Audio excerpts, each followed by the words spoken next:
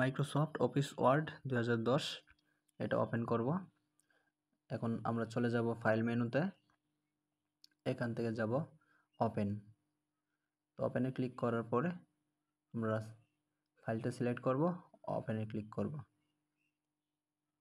দেখেন পাসওয়ার্ড চাচ্ছে, তো এখন আমরা পাসওয়ার্ডটা দিব।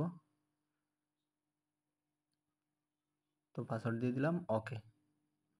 কিন্তু দেখা যাচ্ছে একটু সমস্যা হচ্ছে, আবার একটু ট্রাই করব। পাসওয়ার্ডটা ভুল হয়েছে তো ওই জন্য। তো আবার ফাইল ওপেন, এখন কাঙ্ক্ষিত ডকুমেন্টটা সিলেক্ট করব, তারপরে ওপেন ক্লিক করব। পাসওয়ার্ড চাচ্ছে, পাসওয়ার্ড দিব 1 2 3 4, ওকে। দেখেন চলে আসছে। তো আমরা এখন এই পাসওয়ার্ডটা ডিলিট করে দিব।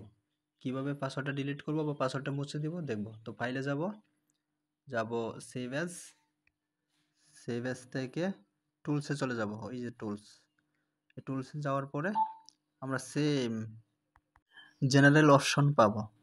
তো এখানে গিয়ে পাসওয়ার্ড টু এই যে অপশনটা আছে, এখান থেকে পাসওয়ার্ডটা মুছে দিব বা ডিলিট করে দিব। দেওয়ার পরে ওকে ক্লিক করব। তারপর এখানে এসে আমরা সেভ করে দিব। দেখুন পাসওয়ার্ডটা এখান থেকে ফাইল থেকে ডিলিট হয়ে গেছে। তো এটা যদি আমরা আবার চেক করতে চাই, কি করব, আমরা ওই ডকুমেন্টটা কেটে দিব। কেটে দেওয়ার পরে আবার আমরা ফাইলটা ওপেন করব, ওপেন। তারপরে ফাইলটা সিলেক্ট করলাম, ওপেনে ক্লিক করলাম। দেখুন এখন কিন্তু আর পাসওয়ার্ড চাই নাই। ধন্যবাদ সবাইকে।